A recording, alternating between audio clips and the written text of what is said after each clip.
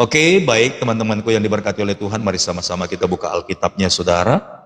Haleluya. Hari ini part yang keberapa? Bisa bantu Pastor Daud, part yang keberapa hari ini? 24 kah?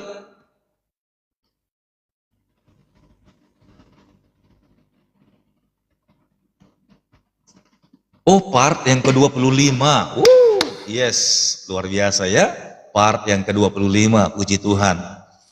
Ya, kemarin kita sudah belajar, saudara ya, di part yang ke-24 bagaimana Tuhan tegas sekali menyampaikan pesan kepada kita semuanya bahwa pengurapan rasul, nabi, penginjil, gembala, dan guru itu dia berikan kepada setiap orang yang percaya.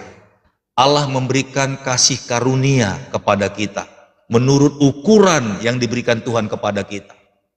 Dan itu artinya di dunia manapun saudara berada, di dunia pendidikan, di dunia IT, di dunia bisnis, di dunia kesehatan, di dunia politik, dunia apa lagi yang saudara sebutkan, Tuhan Yesus tempatkan saudara di sana agar saudara berfungsi menjadi orang-orangnya Tuhan, menjadi saluran berkat dari Tuhan untuk mempertontonkan kebesaran Tuhan bagi dunia ini. Ya, kemarin kita sudah belajar, jangan anggap enteng dengan panggilan dan juga kasih karunia yang Tuhan berikan kepada saudara. Jangan pernah berpikir, Pastor Daud, saya ini hanya seorang pembantu Pastor Daud.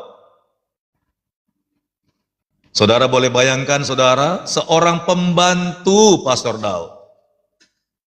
Dan mungkin saudara bilang, saya ini seorang pembantu, bisa bikin apa, Pastor? Saya mau bilang, saudara, kalau Tuhan Yesus sudah pilih saudara di marketplace, di tempat di mana saudara berada, saya pastikan Tuhan Yesus akan bekerja di sana. Pernah satu kali seorang panglima perang, saudaraku,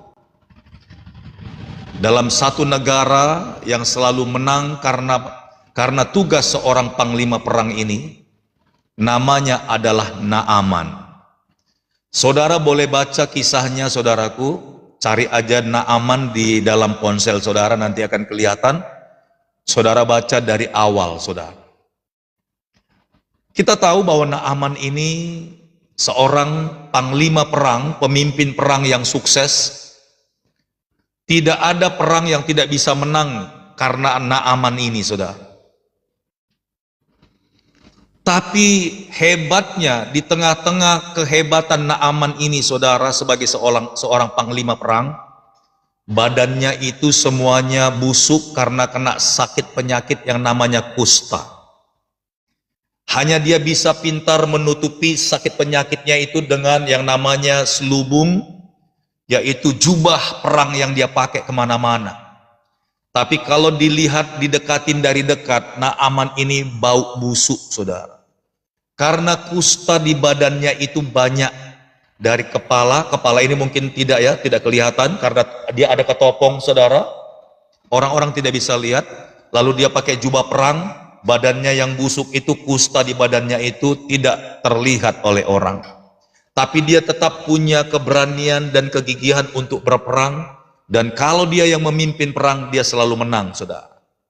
Tetapi masalahnya seluruh sekujur tubuhnya itu busuk, ada luka-luka kena kusta. Ketika dia pulang dari perang, saudara, ya, orang-orang tawanan yang kalah perang dari kota ataupun dari negara, seenak apa yang mereka anggap baik, cantik, ganteng, dijadikan budak, saudara. Ada satu orang perempuan dari keturunan Israel. Dia ditangkap, saudara, dan dibawa ke rumahnya. Dan dijadikan pembantu, saudaraku. Tetapi perempuan ini setia bekerja di rumah Naaman. Dia sebagai ART, asisten rumah tangga. Dia sayang sama Naaman sebagai majikannya. Dia sayang sama istrinya Naaman sebagai istrinya Naaman. Dia sayang sama anak-anaknya Naaman. Dia melayani mereka sebagai majikannya, saudara. Coba saudara bayangkan, dia seorang tawanan atau budak yang dijadikan pembantu. Tapi hebatnya saudaraku ini diberkati oleh Tuhan, sekalipun Tuhan izinkan saudara anak gadis keturunan Israel itu ditangkap, saudaraku, dibawa dan jadi budak di rumahnya Naaman, Tuhan pakai pembantu itu, saudara, anak gadis itu. Bagaimana caranya? Ketika Naaman pulang dari medan perang, dia buka semua baju jubah perangnya dia, saudara.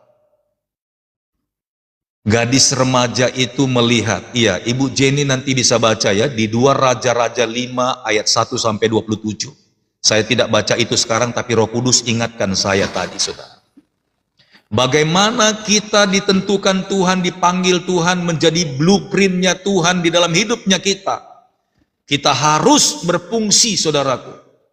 Jadi jangan anggap enteng posisimu, jabatanmu, pekerjaanmu, serendah apapun engkau, Tuhan mau pakai engkau, saudara. Amin. Nah, saudara, ketika Naaman pulang dari medan perang, dia buka jubah perlindungannya dia, saudara. Itu perempuan itu melihat Naaman kesakitan karena lengket, saudara, luka-lukanya itu copot. Naaman mengeluh. Padahal Naaman itu adalah musuhnya gadis itu, saudara. Karena Naaman ini perang melawan orang Israel. Haleluya. Tapi itulah kesempatan bagi gadis yang percaya kepada Allahnya orang Israel. Di mulutnya selalu ada kesaksian, di mulutnya selalu ada nama Yesus, nama Allahnya orang Israel, saudara.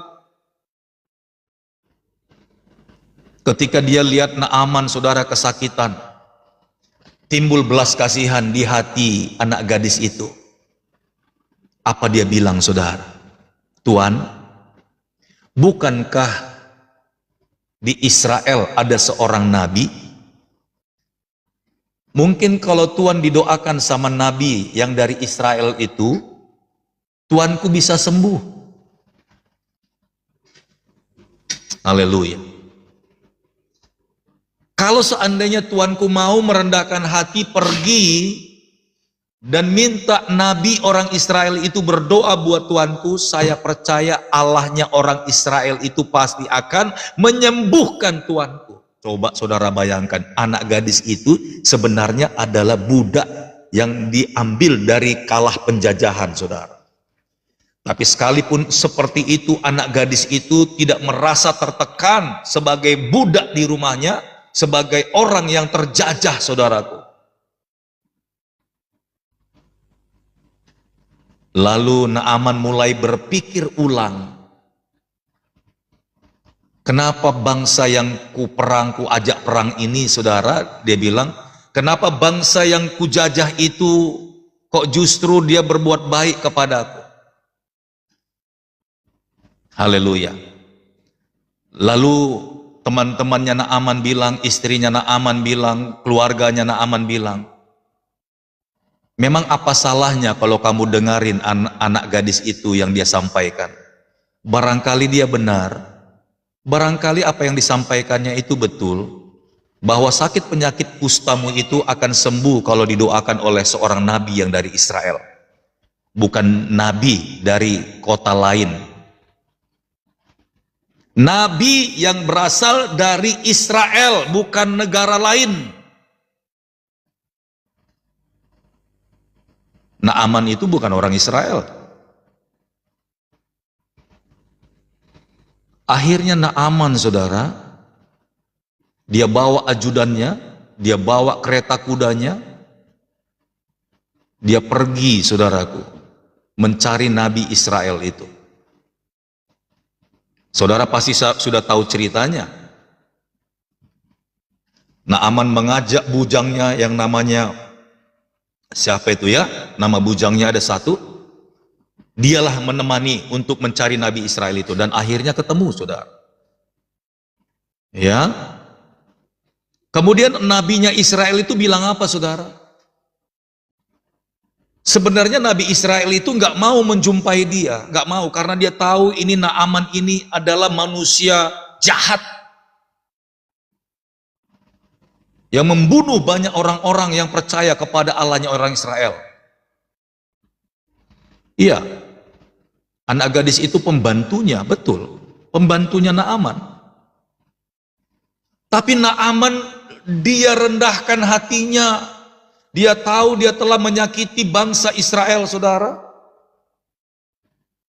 Tetapi Allah mengatakan kepada nabinya ini, saudara, pergilah jumpai dia, sembuhkanlah dia. Lalu nabi itu keluar, dan nabi itu bilang begini, kalau engkau mau sembuh, pergilah engkau ke sungai Yordan, celupkanlah, cemplungkanlah tubuhmu, dirimu 7 kali, saudara. Saudara lihat, Naaman berpikir, loh, saya jauh-jauh dari kota saya, dari negara saya ke sini cari Nabi Israel. Harapan saya ditumpangin tangan kepalanya. Paling tidak dia mendoakan saya. Atau mungkin pakai kakimu saja saya didoakan, saya sudah bangga. Tapi kenapa saya ke sini, kamu suruh saya ke sungai Yordan yang penuh dengan lumpur dan kotor itu? Lalu kamu suruh saya 7 kali nyemplung di sungai itu, dan kamu bilang saya pasti sembuh. Awalnya Naaman gak percaya. Lalu ajudan-ajudannya bilang begini, Tuan, kita sudah jauh-jauh ke sini, jangan sampai kita pulang gak bawa apa-apa. Udah turutin aja, kenapa sih? Apa salahnya cuma nyemplung di sungai aja, kok mau kotor kayak dia? Kita juga perang malah ngelewatin yang namanya daerah-daerah yang penuh dengan binatang buas, kita nggak ngeluh. Ini cuma di sungai Yordan. Haleluya. Akhirnya Naaman juga mulai berpikir, ya udahlah, yang penting aku sembuh. Lalu dia pergi ke sungai itu, saudara, dengan hati jengkel barangkali, dia mulai membenamkan tubuhnya. 1 kali berdiri, dia lihat masih ada kustanya. Dia mulai agak panas hatinya. Masa saya seorang jenderal, seorang panglima perang, saya diperintah oleh Nabi Israel dengan mandi di air yang kotor begini seperti comberan. Lalu ajudan-ajudannya teriak, sudahlah, jangan keraskan hatimu, cemplungkan lagi kepalamu biar kamu sembuh. Naaman mulai, saudaraku, dia turunkan lagi derajatnya, dia nyemplung lagi di sungai itu 2 kali, dia lihat belum juga terjadi apa-apa, makin panas dia. Kalau saya nggak sembuh, akan ku kejar kau nabi, akan ku binasakan engkau. Mungkin begitu dalam hatinya. Tapi ajudan-ajudannya yang melihat dari pinggir sungai itu bilang, sudahlah, cepat 7 kali kamu taat, kenapa sih? Akhirnya Naaman, saudaraku, dia runtuhkan lagi egonya, dia runtuhkan lagi kesombongannya, dia nyemplung 3 kali. Tidak juga terjadi apa-apa. Karena nabinya Israel itu, saudara, dia minta 7 kali, masih 3 kali nggak terjadi apa-apa. Naaman mulai runtuh hatinya. Ya sudahlah, aku taat aja, saya nggak bisa. Sekalipun di balik perasaannya itu, saudaraku, dia marah karena diperlakukan seperti orang yang tidak punya harga diri. Ajudannya teriak lagi, ayolah komandan, cepatlah, kita mau pulang nih, biar kamu sembuh. Saudaraku yang diberkati oleh Tuhan, dia cemplungkan lagi yang keempat, belum terjadi perubahan. 5 kali belum terjadi perubahan. Kalau seandainya Naaman mengeraskan hati, dia naik ke darat, pakai lagi jubahnya, udah kita pulang. Bohong semuanya itu. Seperti ada tulisan-tulisan di layar kan, bohong katanya, settingan katanya gitu kan. Haleluya. Kalau seandainya Naaman keluar dari sungai itu, pastilah dia nggak akan sembuh, karena dia tidak mematuhi perintah dari Nabi Tuhan. Ketika dia udah mau naik, saudara, ajudannya bilang, Tuan, jangan kita sia-sia sampai ke sini.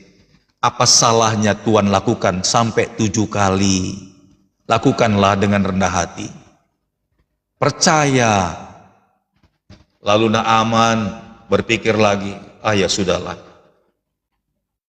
Dia cemplung yang keempat nggak ada apa-apa, yang kelima nggak ada apa-apa, yang keenam dia cemplung lagi saudara. Lepas, mulai kustanya hilang, mulai kelihatan kulitnya halus. Yang ketujuh kali saudara, terus semua kustanya itu lepas dari tubuhnya. Naaman teriak, dia teriak ke langit, "Thank you Lord, aku sembuh." Mantap saudaraku, mantap. Masalahnya bukan di kesembuhan itu. Yang menjadi titik poinnya adalah Naaman sembuh karena perkataan seorang pembantu. Mungkin saudara-saudara tidak menyelesaikan tugas pelayanan sampai akhir. Ketika ada orang yang bermasalah, sakit, apapun saudara. Tapi Tuhan butuh mulutmu.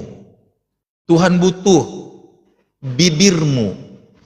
Tuhan butuh kerelaan di hatimu untuk mau menyampaikan apa yang firman Tuhan sampaikan kepadamu. Jadi bukan perkara jabatan itu yang menentukan saudara layak atau tidak. Di posisi jadi pembantu pun Tuhan mau pakai saudara. Nanti saudara boleh baca ulang ya. Saya tadi mengilustrasikannya begitu dramatis. Nanti saudara baca ayatnya, betul atau tidak yang saya sampaikan ini. Semua kita ini akan dipakai Tuhan saudara. Di seluruh marketplace, dengar baik-baik. Di dunia pendidikan, saudara ada di sana, saudara harus jadi blueprintnya Tuhan. Ya, di dunia kuliner, di dunia bisnis, di dunia arsitek, di dunia IT, di dunia politik, di dunia kedokteran, semuanya ada di situ. Tuhan mau saudara berfungsi. Bilang sama saudara-saudaramu yang lain, mungkin dia menjadi seorang pejabat, mungkin dia menjadi seorang anggota DPRD, atau anggota DPR, legislatif, judikatif, saudaraku. Bilang sama mereka, kamu harus berfungsi menjadi blueprintnya Tuhan di sana. Kamu ke sana itu dikirimkan Tuhan semata-mata bukan hanya kebetulan. Tapi kamu harus berfungsi seperti apa di tangan Tuhan hidupmu. Mantap saudara. Haleluya.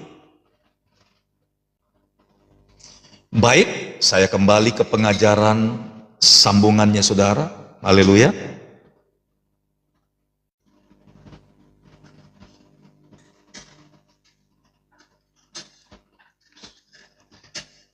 Saudaraku diberkati oleh Tuhan, ada 24 jam waktu satu hari. 24 jam. Biasanya kita bisa bagi 3 bagian. 24 dibagi 3 saudara.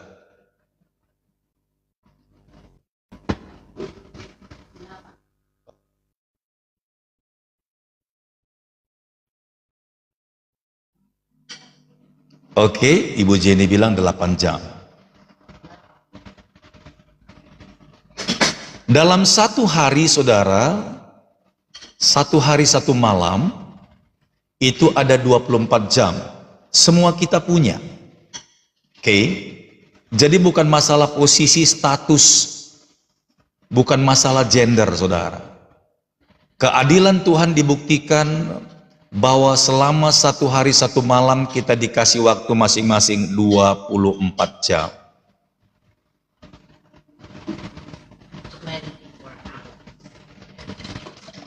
Ya, sebentar ya, saya lagi dituangin air minum. Haleluya. Nah, kalau 24 jam dibagi 3 saudara, 3 ini biasanya adalah standar kehidupan manusia. Yang pertama, 8 jam yang pertama dipakai manusia untuk bekerja. Yang setuju katakan amin. 8 jam yang pertama dipakai manusia untuk bekerja. Makanya di standar internasional, di standar dunia, itu waktu jam kerja itu memang 8 jam, saudaraku. Tidak ada yang aneh. Dan itu nggak bisa diganggu-gugat, saudara. Jadi semua saudara yang ikut live di sini itu harus memanfaatkan waktu 8 jam untuk bekerja. Wajib saudaraku untuk bekerja. Bagaimanapun caranya. Itu sebuah keharusan buat orang yang hidup. Harus bekerja. Dan 8 jam berikutnya adalah istirahat, tidur.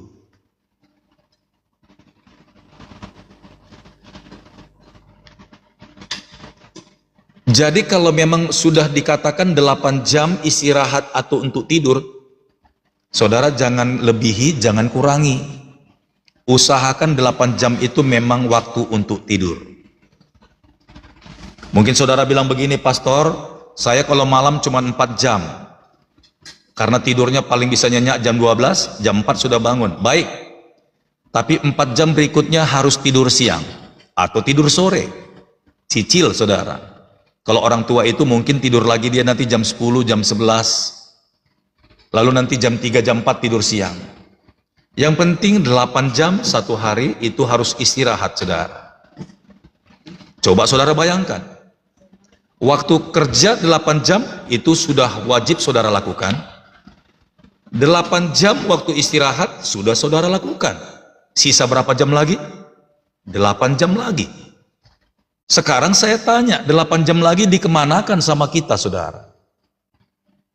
Kebanyakan nonton TikTok. Halo? Ada yang bisa jawab 8 jam lagi untuk apa?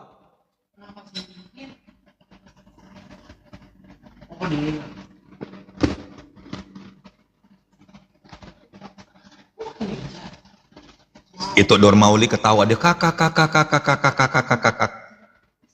Makan dulu katanya.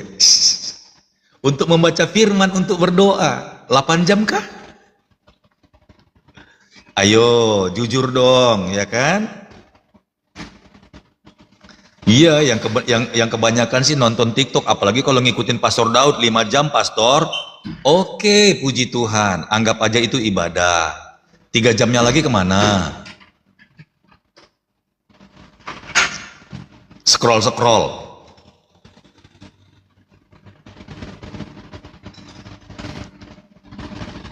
Iya, saya tidak mencari sebuah kesalahan dan kelemahan saudara. Maksudnya saya itu, kalau memang 24 jam itu kita bagi 3 dengan baik, saya pastikan kita semuanya ini maksimal. Maksimal di keuangan saudara, maksimal di kesehatan saudara, karena 8 jam sudah tidur. Amen. Ingat ya, maksimal di keuangan saudara, karena saudara rajin kerja 8 jam. Bagaimana kesehatanmu? Maksimal juga Pastor Daud, karena saya 8 jam istirahat. Masalahnya yang lebih parah saudara, 8 jam kerja enggak ada. 8 jam istirahat juga, waduh pokoknya tabrak habis. Lalu 15 jam sisanya itu diapain gitu loh. Tuh, saya aja tidur nggak sampai 8 jam. Lalu sisa waktunya kemana dong? Heran kan?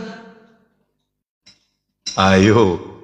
Kalau saudara udah kerja 8 jam beneran saudara, mau buka warung, kayak mau jualan sayur, kayak mau dagang apa, kayak 8 jam, saya pastikan keuangan saudara sehat. Saya pastikan keuangan saudara sehat. Apalagi kalau saudara kerja sampai 15 jam. Kayak Alfamart itu loh. Buka pagi, ketemu sampai larut pagi. Kalau nggak banyak duit saudara, kelewatan.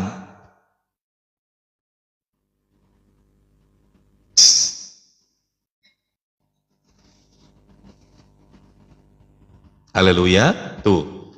Tiga standar kehidupan aja saudara, kita sudah nggak disiplin. Jadi sekalipun sebenarnya saudara bisa ambil waktu sisa tadi untuk kerja, jadi 8 jam jadi 10 jam, oke, nggak apa-apa. Barangkali memang usahanya lagi rame, lanjutin aja saudara. Atau mungkin saudara kecapean setelah itu, tidurnya tuh jadi lebih 8 jam, mungkin jadi 10 jam. Udah nyenyak banget loh itu, udah enak tuh, udah malas-malasan saudara. 10 plus 10 jam saudaraku, 24 jamnya itu diapain biar maksimal. Amin ya. Sebenarnya Tuhan kasih sama kita itu hak bebas. Tapi apakah kita memanfaatkan di waktu tempat kita dimanapun kita berada saudaraku, kita benar-benar jadi seperti apa yang dimaui Tuhan. Itu yang penting. Tadi kalau ada yang bilang 8 jam kerja, 8 jam kerja, 8 jam istirahat, 8 jamnya itu harus untuk Tuhan. Apakah saudara memuji Tuhan 5 menit? Apakah saudara sedang berdoa 2 menit? Apakah saudara baca Alkitab setengah jam? Bagaimana caranya saudara agar 8 jam itu benar-benar untuk Tuhan, sekalipun enggak langsung 8 jam itu ke Tuhan saudara? Makanya saudara harus seling-selingin. Ketika saudara bekerja, jualan, bilang sama orang, "Shalom tante, shalom ibu, apa kabar? Wow, cerah sekali wajahnya ya. Saya percaya pasti ibu diberkati Tuhan." Sambil kerja saudara, cicil waktunya Tuhan tadi. Wah, Tuhan Yesus berkati ya Bapak Ibu semuanya. Saya senang Bapak Ibu diberkati. Amin. Dan apalagi ibu-ibu lebih dahsyat lagi karena dia biasanya kombur-kombur saudara, gosip-gosip, pakai itu untuk bersaksi. Kalian nggak tahu. Saya kemarin itu nonton live-nya Pastor Daud. Saya baru lihat loh. Merinding saya. Saya lihat bagaimana kuasa Tuhan bekerja. Masa iya sih? Kalau kau percaya sama Tuhan Yesus, sebenarnya memang Yesus itu ada loh. Yesus itu sampai hari ini dahsyat loh. Ternyata memang benar mujizat itu masih ada. Mulailah saudara bersaksi di sana. Iya, di mana kau lihat itu? Nanti ku kasih tunjuk lah biar kau lihat juga gitu ya. Iya betul loh, ternyata benar loh. Aku udah lihat langsung loh live itu. Coba kita lihat, ambil Alkitab dulu. Benar enggak apa yang dikatakan Pastor Daud? Kemarin ku catat itu. Coba lihat dulu Alkitab. Yuk kita lihat sama-sama. Masa ambil Alkitab. Biasanya dalam konteks seperti itu saudara, orang-orang yang dengar saudara itu manut saudara.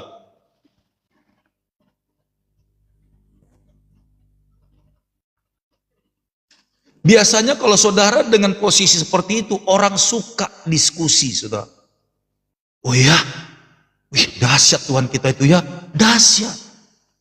Makanya udah kita nggak usah lagi lah ngaco-ngaco hidup inilah. Yuk kita dipakai Tuhan juga teman-teman. Apa salahnya sih kita doa bareng-bareng yuk. Sekalipun biasanya kita ini tukang-tukang melindur, tukang-tukang gosip, tukang-tukang ngomongin orang. Sekarang kita berubah lah, yuk. Nyanyi kita, mana ambil gitar itu yuk. Nyanyi memuji Tuhan. Biasanya kalau begitu 3 jam nggak kerasa loh saudara. Jadi dimanapun saudara kita berada, Tuhan mau pakai kita untuk menjadi orang-orang yang dipakai Tuhan. Haleluya. Dahsyat kan saudara? Jadi 3 bagian itu harus kita pertanggungjawabkan setiap hari. Baru namanya kita itu maksimal, saudara.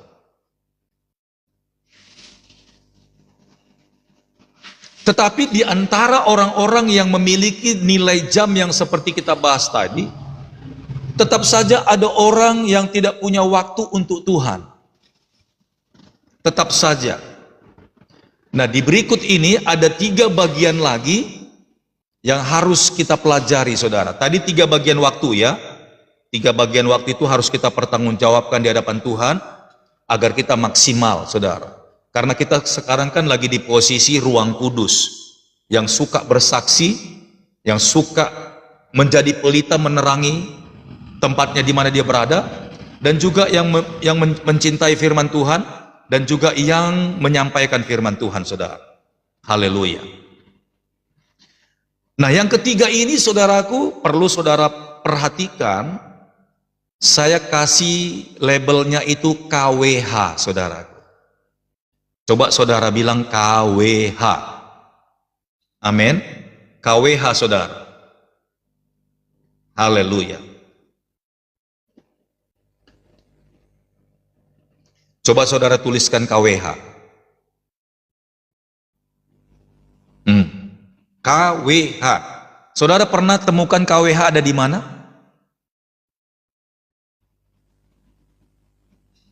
Saudara pernah tahu tulisan KWH itu ada di mana?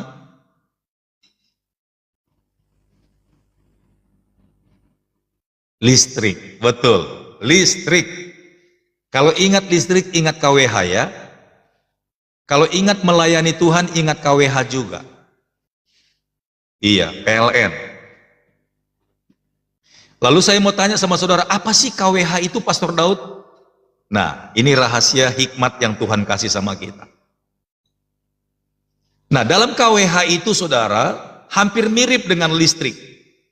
Kalau KWH dilistrikkan itu namanya kilometers per hours, ya, kilometers per hours, maksudnya ukuran per meter listrik gitu. Kilowatt per hours, second gitu ya. Jadi ada putarannya itu, hitungan kilowattnya itu per detik berapa putaran, itu KWH. Tapi ternyata di dalam kehidupan kita KWH ini juga harus kita sadari, saudara. Apa itu KWH? Ingat ya, yang pertama saudaraku, K-nya itu kekuatan. Yang pertama K-nya itu kekuatan. Yang kedua W-nya waktu. Yang ketiga H-nya itu harta. Nah, iya kan? Nah, ini yang sering sekali terjadi, saudara. Yang pertama kekuatan, yang kedua waktu, yang ketiga harta. Makanya disingkat KWH. Kekuatan, waktu, dan harta. Nah, ketiga hal ini harus kita persembahkan untuk Tuhan, dan kita menjadi berkat dimanapun kita berada. Perhatikan baik-baik ya, Pastor Daud ngajar ya. Kenapa jadi tiga bagian ini, Pastor, yang menjadi penting untuk kita menjadi standar bisa melayani Tuhan? Karena ternyata saudaraku, ketiga hal ini tidak semua dimiliki orang. Tapi tadi yang 8 jam kali 3 semua kita punya. Jumlahnya sama, nilainya sama, tinggal saudara atur saja bedanya di situ. Tapi untuk yang KWH ini, saudaraku, kekuatan, waktu, dan harta, tidak semuanya kita punya lagi. Maksudnya Pastor Daud, gimana sih Pastor? Saya bingung nih. Saya jelaskan. Kekuatan. Di antara 400 orang ini, saudaraku, mungkin masih punya kekuatan. Kekuatan punya Pastor. Siap, kekuatan punya. Waktu gimana? Oh, kekuatan saya punya, Pastor. Waktu saya punya juga. Harta gimana? Nah itu, Pastor, saya nggak punya harta, Pastor. Apa yang mau saya persembahkan sama Tuhan, Pastor? Saya punya kekuatan, bisa saya persembahkan sama Tuhan. Saya punya waktu, banyak saya, Pastor. Saya orang pengangguran. Tapi harta jangan diharapkanlah, Pastor. Is okay. Kalau saudara nggak punya harta, saudara persembahkan kekuatanmu. Saudara kasih sama Tuhan waktumu. Jangan sudah nggak punya harta, waktu pun saudara nggak mau kasih, kekuatanmu saudara nggak mau bagi sama Tuhan, sehingga saudara nggak bisa berbuat apa-apa dimanapun saudara berada. Itu maksudnya. Sekarang kita putar lagi KWH-nya. Tadi kan saudara nggak punya harta, tapi saudara punya kekuatan dan saudara punya waktu. Di sisi lain ada orang yang punya banyak harta, sibuknya bukan main cari harta. Sampai dia bilang, Pastor, saya nggak punya waktu untuk melayani Tuhan. Kekuatan saya pun nggak punya karena semuanya dilimpahkan, saya sibuk bekerja, Pastor. Kalau saudara nggak punya waktu lagi, saudara udah nggak punya kekuatan, saudara harus pakai hartamu untuk menyenangkan Tuhan. Atau mungkin saudara nggak punya waktu, tapi saudara masih punya kekuatan. saudara punya harta, bagi dua-duanya. Karena jelas banyak orang yang merasa sibuk dalam bisnis pekerjaan saudara, hampir-hampir jarang pulang ke rumah. Kalau saudara memang sudah nggak punya waktu, bahkan saudara nggak punya tenaga lagi saudara untuk lakukan itu, nggak ada salahnya saudara mendukung pelayanan dengan hartamu.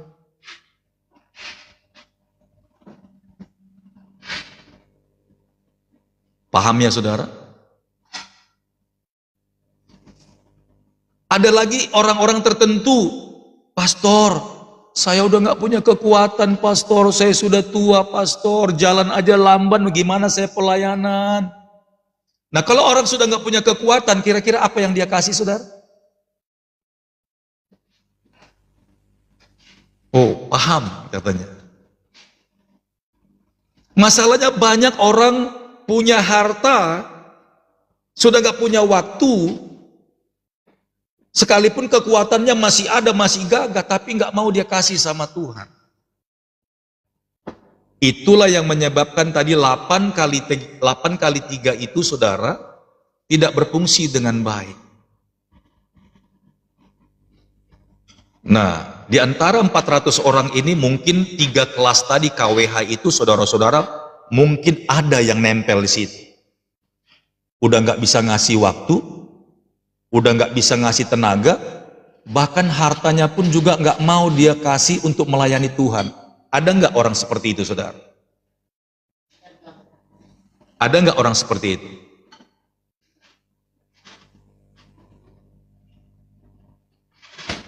Banyak. Banyak, pastor. Bahkan kalau urusan melayani itu dia nggak ambil pusing.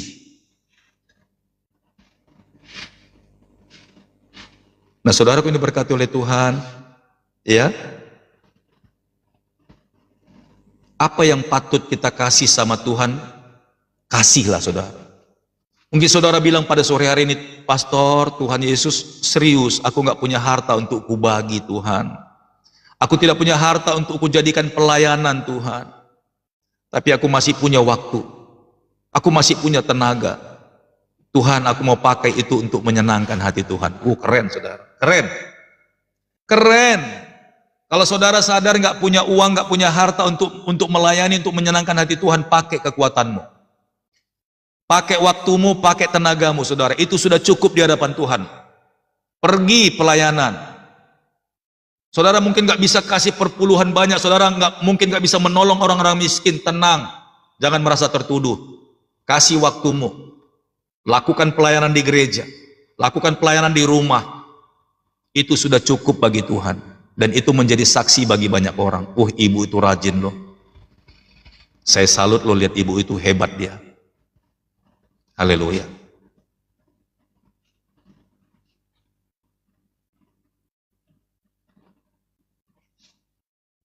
Tapi kalau saudara sampai udah nggak punya waktu, saudaraku sibuk luar negeri, muter-muter saudara, selalu saudara nginjak darat juga udah nggak, di langit terus dia, terbang sana, terbang sini, terbang sana, terbang sini.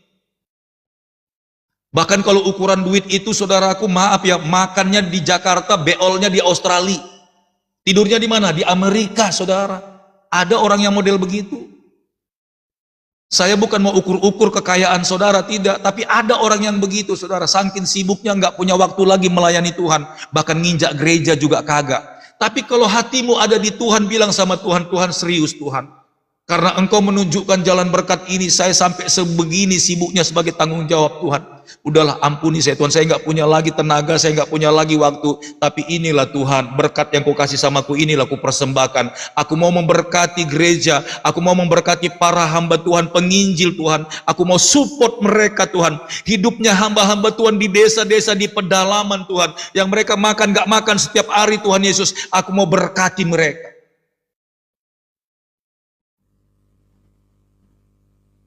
Harusnya seperti itu saudaraku. Kalau saudara sadar udah nggak punya waktu lagi, inilah yang menjadi ganti tenagaku, waktuku ya. Tuhan terima kasih banyak. Bersinergi saudaraku, bersinergi.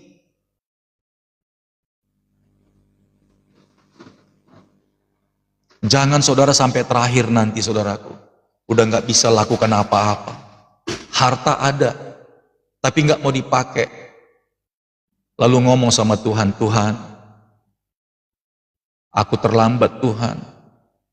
Aku sih banyak Tuhan, tapi udah nggak punya tenaga lagi Tuhan. Hidupnya sudah ada di atas tempat tidur, saudara. Haleluya. Mari sama-sama kita buka Matius pasal 22 ayat 18 sampai 21, 3 ayat, saudara.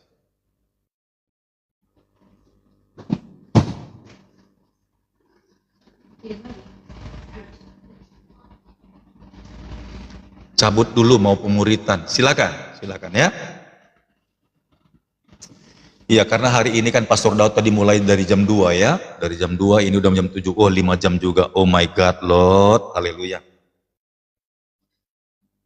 Oke, saudara, Matius 22 ayat 18 sampai 21.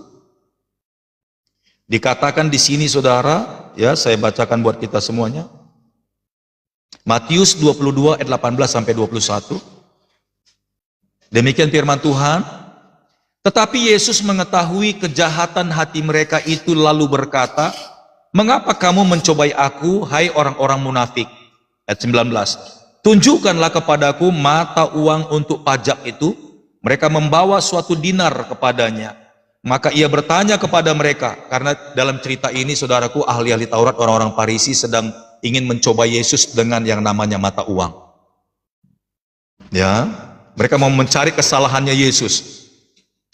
Jangan-jangan Yesus ternyata matre juga, barangkali begitu ya. Nah, ayat yang ke-19, saudara, tunjukkanlah kepadaku mata uang untuk pajak itu. Mereka membawa suatu dinar kepadanya, kepada Yesus. Ayat yang 20, maka ia bertanya kepada mereka, gambar dan tulisan siapakah ini? Ya, uang itu kan ada dua sisi. Lalu ayat 21 jawab mereka, gambar dan tulisan Kaisar.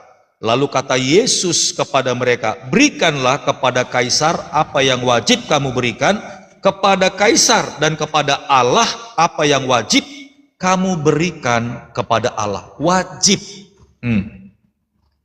Kalau untuk Kaisar aja kita wajib memberikan apa yang kita harus berikan berupa pajak kepada Kaisar, ternyata di sisi sebelahnya, saudaraku, mata uang itu mungkin seperti dolar. In one God we trust.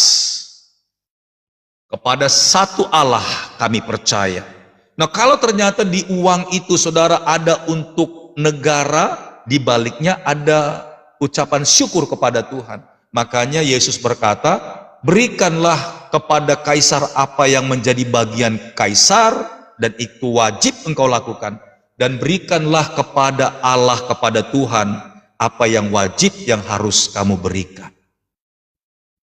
Ini bukan semata-mata mengenai uang, saudaraku. Tetapi dalam hidup kita ini, apa yang harus menjadi kewajiban bagi kita, bahwa itu adalah miliknya Tuhan. Haleluya. Nah, orang-orang yang hidup di dalam ruang kudus, saudaraku, hidupnya bukan dia lagi, tetapi milik Yesus. Jadi ingat, saudaraku, tetap 24 jam itu milik saudara dan saya. Tetapi bagaimana cara saudara dan saya memanajemen sehingga 8 kali 3 itu, saudaraku, benar-benar maksimal dalam hidup kita. Haleluya. Ya, jadi kalau saudara sampai menggunakan 24 jam itu bekerja, saudara, sampai nggak bisa ada lagi 8 jam yang lain, bahkan sampai saudara tidur pun saat bekerja, maka saudara, 3 bagian yang tadi menjadi KWH itu saudara harus ingat. Ingat sekali lagi, ada orang yang mempunyai kekuatan, ada orang yang mempunyai waktu, ada orang yang mempunyai harta. Tapi kalau saudara nggak punya kekuatan, tapi masih punya waktu dan harta, bagikan ini, saudara. Kalau saudara udah nggak punya waktu, tidak punya juga kekuatan, tapi saudara punya harta, pakai hartamu itu untuk melayani Tuhan. Kalau saudara nggak punya harta, tapi saudara masih mempunyai kekuatan, saudara masih mempunyai waktu, pakai kekuatan dan waktu itu sebagai bagian yang wajib saudara berikan. Haleluya. Sampai di sini renungan firman Tuhan. Tuhan Yesus memberkati. Shalom.